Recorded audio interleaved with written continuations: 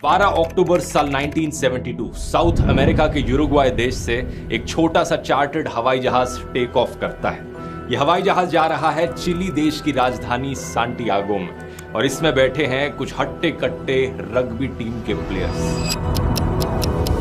Total में 45 passengers हैं, तो इन प्लेयर्स के कुछ फैमिली और फ्रेंड्स भी साथ में आए हुए हैं। ये उड़ान कोई ज्यादा लंबी नहीं होनी थी। आमतौर पर यूरुग्वाय से सांटियागो जाने में सिर्फ 3 घंटे का ही समय लगता है, लेकिन रास्ते में बीच में आती हैं विशाल एंडीज की पहाड़ियां। साउथ अमेरिका में मौजूद एंडीज माउंटेन रेंज दुनिया की लॉन्गेस्ट माउंटेन रेंज है और हिमालय की पहाड़ियों के बाद सबसे ऊंची पहाड़ियां भी यही पाई जाती हैं। यही सुंदर पहाड़ियां हमारी कहानी में इन पैसेंजर्स के लिए एक भयानक मुसीबत बनकर खड़ी हो जाती हैं। 12 अक्टूबर के उस दिन पहाड़ियों में तूफान आता है, जिसकी वजह से प्लेन आगे नहीं जा पाता। पायलट्स डिसाइड करते हैं कि वो रास्ते में ही रुक जाएंगे और अगले दिन दोबारा से उड़ने की कोशिश करेंगे। अर्जेंटीना के मेंडोजा शहर में प्लेन को रात के लिए लैंड करा दिया जाता है। अगला दिन 13 अक्टूबर ये विमान दोबारा से टेक ऑफ करता है दोपहर के 2:18 पर। पायलट्स ने देखा था कि मौसम साफ हो गया है, तो अगले 1 घंटे तक सफर काफी सुहाना रहता है। 3:21 पायलट्स प्लेन को डिसेंड कराने लगते हैं। ये प्लेन सांटियागो के काफी करीब पहुंच रहा था, लेकिन अभी भी पहाड़ियों में ही था, क्योंकि इस शहर के बगल में बहुत ऊंची ऊंची पहाड़ियां हैं। नीचे उतरते समय अचानक से भयानक टर्बुलेंस देखने को मिलती है। प्लेन बहुत तेजी से ऊपर नीचे हिलने लगता है। इसी समय आसपास बहुत सारे बादल आ जाते हैं। चारों तरफ बादल ही बादल, कुछ दिखाई नहीं देता।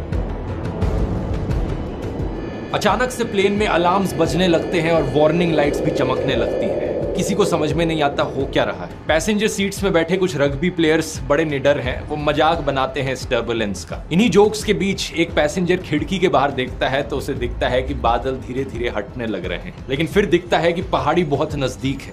जैसे ही हवाई जहाज बादलों से बाहर निकलता है, पायलट्स रियलाइज करते हैं कि उनके सामने बहुत करीब एक बहुत बड़ी चट्टान है। इमीडिएटली पैनिक में आकर वो प्लेन को ऊपर की तरफ मोड़ने की कोशिश करते हैं।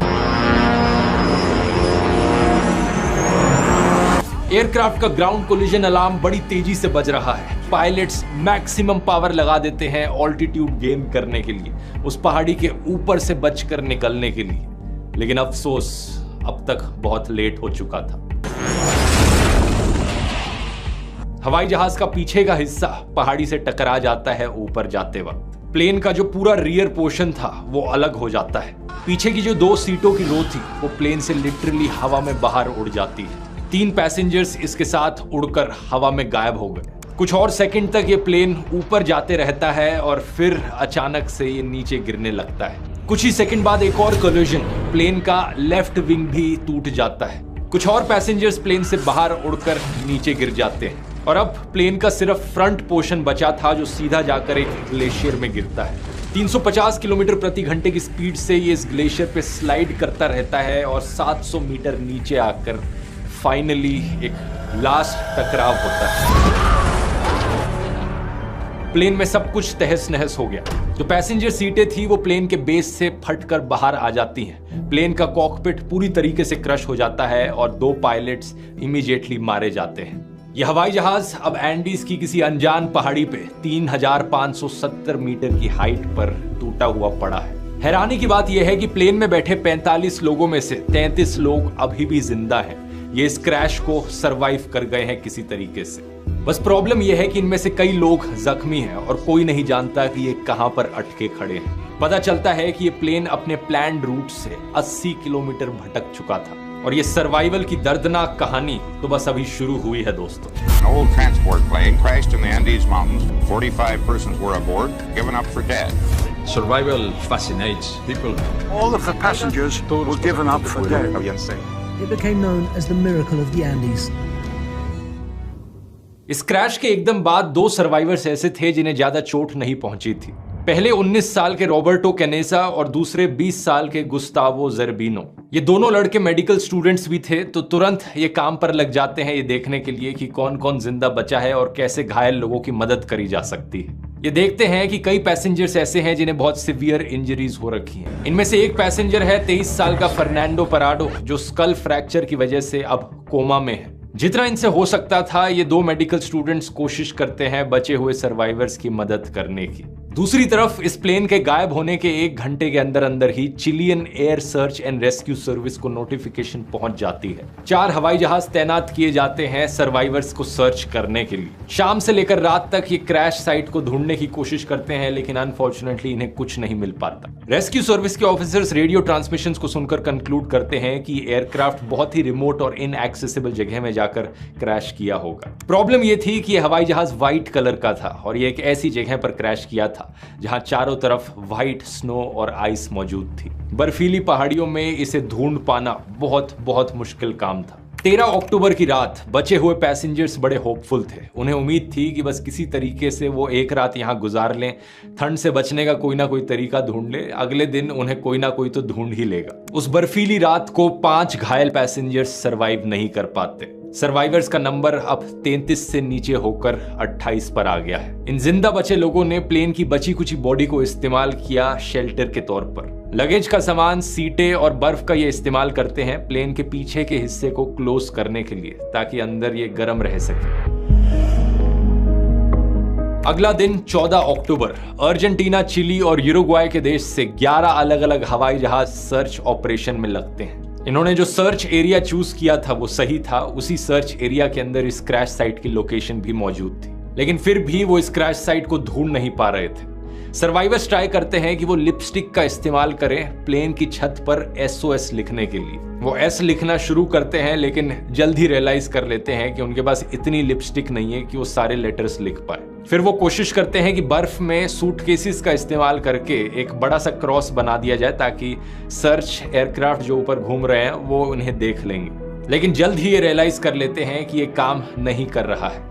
उस दिन इन्हें 1 नहीं, 2 नहीं, बल्कि 3 हवाई जहाज अपने ऊपर से उड़ते हुए दिखते हैं। ये चिल्लाकर, हाथ फेर कर अपनी पूरी कोशिश करते हैं कि वो हवाई जहाज इन्हें नोटिस कर लें, लेकिन वो कर नहीं पाते। एक और दिन इसी कोशिश में गुजर जाता है।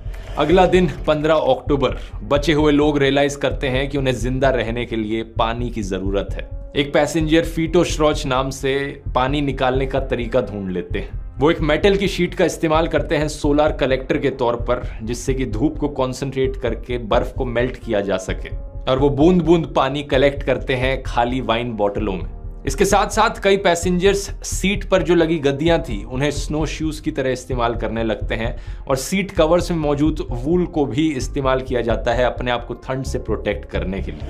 अगला दिन 16 अक्टूबर क्रैश के 3 दिन बाद फर्नांडो पराडो जाग उठते हैं अपने कोमा से। जैसे ही उन्हें होश आता है, उन्हें दिखता है कि उनकी मां क्रैश में मारी जा चुकी हैं और उनकी 19 साल की बहन बहुत सिवियरली इंजर्ड है। पराडो अपनी बहन को जिंदा रखने की पूरी कोशिश करते हैं, उनके लिए खाना पानी लेकर आते हैं, लेकिन दिन प्रतिदिन जैसे बीतता गया, क्रैश के 8 दिन बाद उनकी बहन भी गुजर जाती हैं अपनी इंजरीज के चलते। वैसे ज्यादातर पैसेंजर्स ऐसे लोग थे जो समुद्र के किनारे रहते थे। इससे पहले इन्होंने कभी बर्फ भी नहीं देखी थी, और अब अचानक से -30 डिग्री सेल्सियस की ठंड में इतने हाई ऑल्टीट्यूड पर बिना प्रॉपर खाना और पानी के ये यहाँ किसी तरीके से सरवाइव कर रहे थे। इन बुरी परिस्थितियों में एक और भी प्रॉब्लम थी, स्नो ब्लाइंडनेस की। जब सूरज की अल्ट्रावायलेट रेज पहाड़ियों पर मौजूद बर्फ और स्नो में रिफ्लेक्ट करती हैं तो उससे आपकी आंखें भी डैमेज हो सकती हैं। इसे स्नो ब्लाइंडनेस कहा जाता है। इन सर्वाइवर्स के पास टोटल में सिर्फ 3 पेयर्स थे सनग्लासेस के। 21 अक्टूबर क्रैश के 8 दिन बाद सर्च एंड रेस्क्यू टीम्स अपने हाथ खड़े कर देती हैं। उन्हें लगता है कि 8 दिन में किसी सर्वाइवर का कुछ अता पता नहीं मिला तो कोई फायदा नहीं अब इस सर्च ऑपरेशन को कंटिन्यू रखने का। बहुत कम चांस है कि इतने दिनों बाद कोई वैसे भी जिंदा बचा होगा।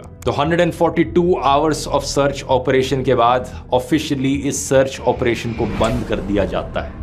इसी बीच सर्वाइवर्स को एक ट्रांजिस्टर रेडियो पड़ा हुआ मिलता है हवाई जहाज की सीटों के बीच में। एक survivor rugby player Roy Harley electronics के इंथुजियास्ट भी थे, तो वो उस रेडियो को ऑन करने की कोशिश करते हैं। एक बड़ा लंबा सा एंटीना इम्प्रोवाइज करके बनाते हैं, और इनके एफर्ट्स की वजह से फाइनली ये रेडियो काम करने लगता है।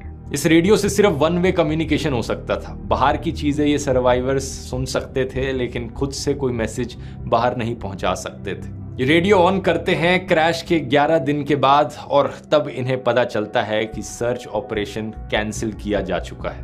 इन लोगों का दिल पूरी तरीके से बैठ जाता है। कुछ लोग रोने लगते हैं इस खबर को सुनने के बाद, कुछ लोग हाथ जोड़कर भगवान से प्रार्थना करने लगते हैं। Feeling that the world is alive and they consider you dead.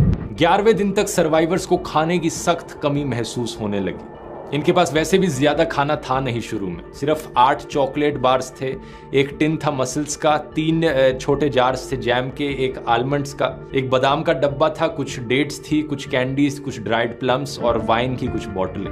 Crash के कुछ दिन बाद ही इन्होंने इस सारे खाने को राशन करना शुरू कर दिया था। हर दिन बहुत थोड़ा थोड़ा खाते थे। पराडो ने तो एक चॉकलेट कवर्ड मूंगफली को 3 दिन तक खाया। सिर्फ 11वें दिन तक खाना पूरी तरीके से खत्म था और कुछ लोगों ने प्लेन्स के कुछ पार्ट्स को खाने की कोशिश करी, जैसे कि सीटों के अंदर लगे कॉटन को और सीटों पर लगे लेदर को खाने की कोशिश करी, लेकिन इससे वो और बीमार ही पड़ गए। ऐसी सिचुएशन में जब भूखे मरने के अलावा और कोई ऑप्शन बचा नहीं था, तो इन सर्वाइवर्स ने कुछ ऐसा किया जिसे सुनकर आपके होश उड़ जाएंगे। इन्होंने डिसाइड किया कि जिंदा रहने के लिए अपने दोस्तों और परिवार के सदस्यों की मुर्दा बॉडीज को खाने के अलावा और कोई रास्ता नहीं है। ये फैसला लेना बिल्कुल भी आसान नहीं था, क्योंकि ज्यादातर लोग जो मारे गए थे इस क्रैश में वो दोस्त थे, क्लासमेट्स थे, फैमिली मेंबर्स थे या रिलेटिव्स थे।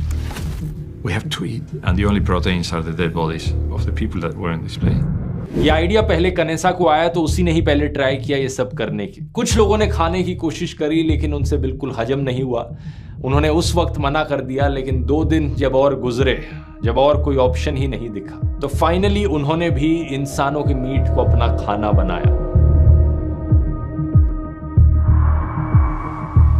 29 अक्टूबर क्रैश के 16 दिन बाद सर्वाइवर्स के लिए ये फूड सोर्स भी बड़ी तेजी से घटते जा रहा था। इनके पास आगे कोई प्लान ऑफ एक्शन नहीं था, कोई नहीं जानता था कि आगे क्या किया जाए। हालात इससे बदतर हो नहीं सकते थे, लेकिन फिर उस रात एक बहुत बड़ी गरजती हुई आवाज उन्हें सुनाई देती है। पता चलता है कि अचानक से एक एवलांच आ गया है। भारी बर्फ पहाड़ी के ऊपर से इतनी तेजी से गिरती है कि इस प्लेन के टुकड़े में पूरी तरीके से बर्फ भर जाती है।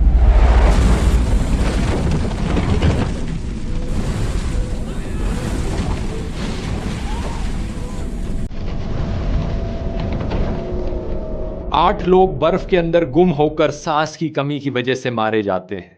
अब बचते हैं सिर्फ 19। That Roberto, you had it. You're going to die. That's it.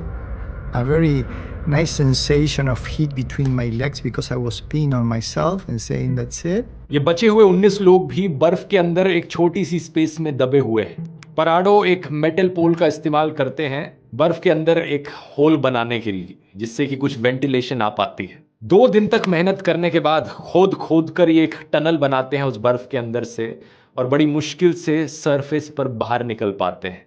बाहर निकलते ही अचानक से इन्हें दिखता है कि बर्फ का तूफान आ रहा है, और जिंदा रहने के लिए वापस उस बर्फ की गुफा में जाकर ही बैठना समझदारी होगी। अगले 3 दिन तक बचे हुए सर्वाइवर्स किसी तरीके से क्रैम्प्ड स्पेस में फंस कर बैठे रहते हैं। 3 दिन बाद ये वापस सरफेस पर जाते हैं जब मौसम साफ होता है, और बाहर निकलकर ये बचे कुछ लोग रियलाइज करते हैं कि इन्हें कोई बचाने आने वाला नहीं है। अगर इन्हें यहाँ पर जिंदा रहना है तो इन्हें एफर्ट खुद से करना पड़ेगा। यहाँ क्रैश साइट पर बैठे रहकर मदद की उम्मीद करने का कोई फायदा नहीं है। मरना ही है तो आखिरी दम तक कोशिश करके मरे। कनेसा, पराडो और विजिंटिन सबसे स्ट्रॉन्गेस्ट सर्वाइवर्स में से थे, तो सब लोग मिलकर डिसाइड करते हैं कि इन तीनों को थोड़ा ज्यादा खाने का राशन दिया जाए और सबसे गर्म कपड़े इन्हें दिए जाएं, क्योंकि ये लोग कोशिश करेंगे बाहर निकलकर पैदल चल के मदद ढूंढने की। सबसे पहला काम था लोकेशन का अंदाजा लगाना। क्रैश होने से पहले को पायलट ने एक स्टेटमेंट दी थी कि इनके हवाई जहाज ने कुरिको शहर को पास कर दिया है। तो इन लोगों ने अंदाजा लगाया कि अगर हम वेस्ट साइड में कुछ किलोमीटर दूर चलेंगे तो हम जरूर चिली देश के कुछ कंट्री साइड के एरिया में पहुंच जाएंगे। लेकिन ये अंदाजा इनका बहुत गलत था। को पायलट को असल में खुद भी आइडिया नहीं था कि प्लेन वो कहां पर ले जा रहा है। असलियत में इनकी क्रैश साइट 89 किलोमीटर्स ईस्ट में थी, एंडीज पहाड़ियों के बीचों बीच। फिर भी इस बात से अनजान ये कुछ टाइम रेस्ट करते हैं एनर्जी बिल्डअप करने के लिए, और 15 नवंबर को 33 दिन क्रैश के बाद ये 3 लोग निकल पड़ते हैं मदद ढूंढने के लिए। घंटों तक ईस्ट की दिशा में चलने के बाद इन्हें अपने ही हवाई जहाज का पीछे का टुकड़ा गिरा हुआ मिलता है। ये वही हिस्सा था प्लेन का जो पहले ही टूट गया था। इसके अंदर इन्हें बहुत सारे सूटकेसेस मिलते हैं, चॉकलेट्स के बक्से, 3 मीट पैटीज, रम की एक बॉटल, एक्स्ट्रा कपड़े, कॉमिक बुक्स और थोड़ी बहुत दवाइयां भी। और इसके साथ ही साथ इन्हें मिलता है एयरक्राफ्ट का 2 वे रेडियो सिस्टम। एक ऐसा रेडियो जिससे ना सिर्फ इनकमिंग कम्युनिकेशन हो सकती है बल्कि बाहर भी मैसेज भेजा जा सकता है। ये डिसाइड करते हैं कि यहीं पर रात बिताई जाएगी। एक्सपीडिशन के अगले दिन ये थोड़ा बहुत और ईस्ट में चलते हैं, लेकिन बातचीत करने के बाद इन्हें लगता है कि ये जो एयरक्राफ्ट का रेडियो है इसे ही चालू करने की कोशिश करी जाए। क्यों ना हम हवाई जहाज से कुछ बैटरीज निकालने की कोशिश करें मेन बॉडी से और फिर इस रेडियो को चालू करने की कोशिश करें। फिर हम बाहर अपनी SOS कॉल भेज सकते हैं। टेल के हिस्से में ही इन्हें 24 किलो की बैटरीज भी मिली, लेकिन ये बहुत ही भारी थी। इन्हें वापस से कैरी करके प्लेन की मेन बॉडी क्रैश साइट तक ले जाया नहीं जा सकता था। तो इन्होंने डिसाइड किया कि इसे यहीं से चालू करने की कोशिश करते हैं। वापस जाकर ये रॉय हार्ली की मदद लेते हैं जिन्हें इलेक्ट्रॉनिक्स की थोड़ी जानकारी थी, लेकिन अफसोस ये प्लान भी काम नहीं करना था।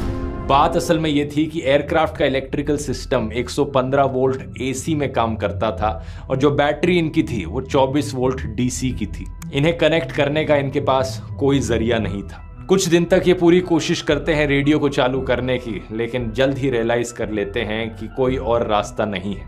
जिंदा बचना है तो वेस्ट की डायरेक्शन में पैदल चलना शुरू करना पड़ेगा। 11 दिसंबर क्रैश के 59 डेज बाद एक एवेलांच आता है जिसमें 3 और सर्वाइवर्स मारे जाते हैं।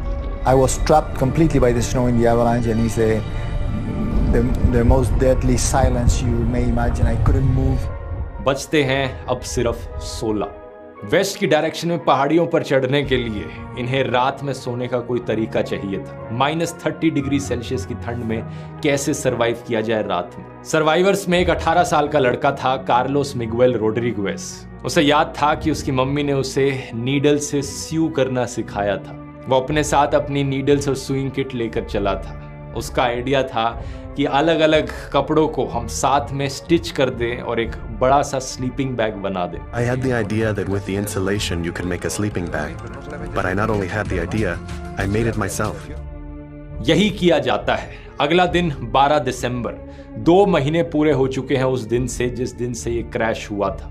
ये 3 बहादुर आदमी पराडो, कनेसा और विजिंटिन निकल पड़ते हैं बिना किसी माउंटेनियरिंग गियर के ग्लेशियर पर क्लाइंब करने। The only certain thing was to the west was Chile.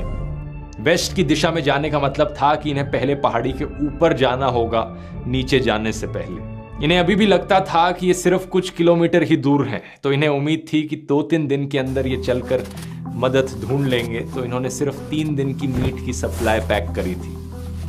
And you can imagine, without any skill, without any training, you're like a child when you are confronted with a snow slope. You try to go straight up, you might be using your hands and your feet, you're slipping, you're sliding, and for every step that you go up, you slide back a half a step. पराडो ठंड से बचने के लिए 3 jeans एक के ऊपर एक पहने हुए थे। अपनी टी-शर्ट के ऊपर 3 स्वेटर्स और पहनी थी और पैरों पर उन्होंने 4 पेयर सॉक्स पहनी थी। उसके ऊपर एक प्लास्टिक शॉपिंग बैग भी लगाया था। ठंड की इतनी बुरी हालत थी और इतनी हाइट पर हवा भी काफी पतली हो जाती है, ऑक्सीजन की कमी महसूस होने लगती है, लेकिन इसके बावजूद भी ये आगे बढ़ते रहे पहाड़ी की ओर। इन्होंने स्टिच करके जो अपना स्लीपिंग बैग बनाया था वो रात में काम आता है। दिन में ये धीरे धीरे कदम बढ़ाते हुए आगे बढ़ते रहे। ये तीनों उस एक स्लीपिंग बैग में एक दूसरे से जितना करीब रह सकें उतना करीब रहकर सोते थे और सूरज के निकलते ही ये चलना शुरू कर देते। धीरे धीरे कदम से कदम मिलाकर ये आगे बढ़ते रहे। दूसरा दिन आया, तीसरा दिन आया और चौथे दिन की सुबह इन्हें रियलाइज होता है कि इनकी एस्टिमेशन कितनी गलत थी। आगे इन्हें दिखता है कि ये रास्ता तो खत्म ही नहीं होता। खाने की कमी की वजह से विजिंटिन डिसाइड करता है कि वो वापस मुड़कर क्रैश साइट पर चला जाएगा और बचे हुए 2 लोग ही आगे बढ़ेंगे ताकि खाने की कम जरूरत पड़े। 15 दिसंबर विजिंटिन अपना रास्ता वापस ले लेता है, जो कि बहुत ही आसान रास्ता होता है क्योंकि ये सारा डाउनहिल था। वो एयरक्राफ्ट की सीट को एक स्ले की तरह इस्तेमाल करता है और 1 घंटे के अंदर वो क्रैश साइट पर वापस पहुंच जाता है। इस पहाड़ी को चढ़ने में इन्हें 3 दिन लगे थे और सिर्फ 1 घंटे में ये वापस क्रैश साइट पर पहुंच गया। पराडो और कनेसा आगे बढ़ते रहते हैं, पहाड़ी चढ़ते रहते हैं। 3 घंटे बाद ये पहाड़ी की पीक पर पहुंचते और इन्हें दिखता है कि चारों तरफ सिर्फ बाकी दूर दूर तक पहाड़ियां ही पहाड़ियां हैं। आसपास बर्फीली पहाड़ियों के अलावा कुछ नहीं है। I couldn't breathe. I couldn't speak. I couldn't even think because what we saw was horrible. Instead of green valleys, we saw mountains and snow-covered peaks 360 degrees around us, to the horizon all around us. पराडो बड़ी मुश्किल से कोशिश करते हैं ढूंढने की कि कुछ तो और दिखाई दे। फिर दूर वेस्टर्न होराइजन में इन्हें दिखता है कि 2 पहाड़ियों की चोटी है जहां पर बर्फ नहीं है। ये अंदाजा लगाते हैं कि हमें उसी डायरेक्शन में ट्रैवल करते रहना चाहिए, हार नहीं माननी।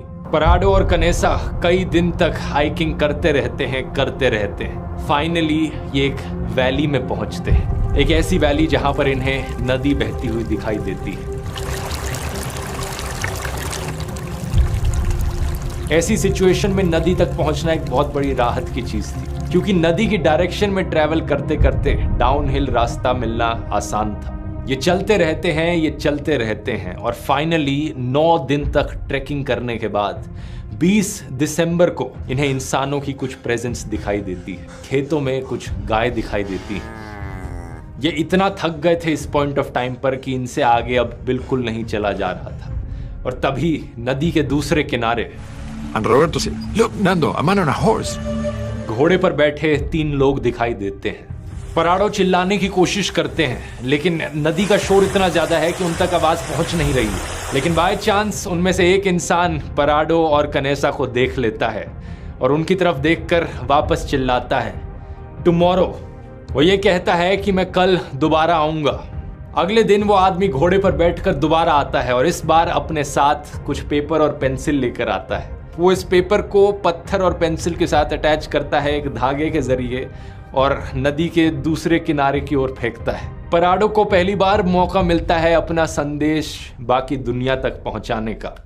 पराडो इस पेपर पर लिखते हैं स्पेनिश भाषा में, I come from a plane that fell in the mountains. मैं यूरुग्वाई से आया हूं, हम 10 दिन से पैदल चल रहे हैं। मेरे घायल दोस्त प्लेन की क्रैश साइट पर मौजूद है। हमें जल्दी से मदद की जरूरत है, लेकिन हम नहीं जानते कैसे मदद मिलेगी। हमारे पास कोई खाना नहीं है, हम कमजोर हैं, हमारे पास चलने की भी हिम्मत नहीं बची। प्लीज हमें बचा लो, हम कहां पर हैं। दूसरी तरफ इस संदेश को रिसीव करने वाला आदमी एक चिली देश का किसान था, सर्गियो काटालान। वो इस नोट को पढ़ता है और उन्हें इशारों से समझाता है कि मैंने समझ लिया। अपने बाकी दोनों साथियों के साथ बात करने के बाद उसे पता चलता है कि हाँ, कुछ याद तो आ रहा है। कुछ 2 महीने पहले एक खबर में मैंने सुना था कि एक प्लेन क्रैश हुआ है। और जब इन साथियों को रियलाइजेशन होता है तो ये शॉक्ड रह जाते हैं। इन्हें यकीन नहीं होता कि 2 महीने पुराने प्लेन क्रैश से अभी भी कोई जिंदा बचा है। सर्गियो ब्रेड का टुकड़ा फेंकते हैं नदी के दूसरी ओर। की कहानी के किस्से बाकी लोगों को पता चलते हैं। ये इंटरनेशनल खबर बन जाती है। ¿Cómo pudieron sobrevivir ustedes? ¿De qué se alimentaban? Bueno, sobre el tema. ये दिल दहला देने वाली कहानी सही मायनों में अनबिलीवेबल थी। चिली की एयरफोर्स 3 हेलीकॉप्टर्स भेजती है इमीडिएटली रेस्क्यू करने के लिए। आर्मी ऑफिसर्स पराडो और कनेसा को इंटरव्यू करते हैं लोकेशन की इंफॉर्मेशन पता लगाने के लिए। पराडो अपने साथ पायलट का फ्लाइट चार्ट लेकर आए थे और वो नक्शे में नाप रहे थे कि वो कहां कहां हाइक कर रहे थे। आर्मी ऑफिसर्स उन्हें हेलीकॉप्टर में बिठाकर लेकर जाते हैं ताकि क्रैश साइट को लोकेट किया जा सके और उनकी मदद से बचे हुए सर्वाइवर्स की लोकेशन फाइनली पता चलती है आर्मी कमांडर्स को। 22 दिसंबर 1972, 70 दिन बाद क्रैश के 2 हेलीकॉप्टर्स सर्च एंड रेस्क्यू के फाइनली पहुंचते हैं बचे हुए सर्वाइवर्स के पास उनकी जान बचाने के लिए।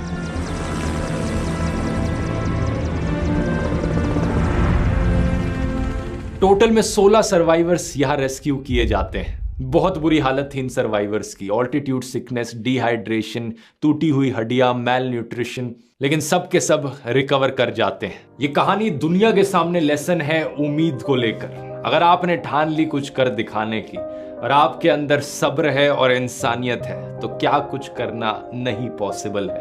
आप चाहें तो ऐसी चीजें अचीव कर सकते हैं जो आप कभी सपनों में भी नहीं सोच सकते। वो कहते हैं ना, where there's a will there's a way. इसलिए इस डिजास्टर को एक और नाम भी दिया जाता है, the miracle of the Andes.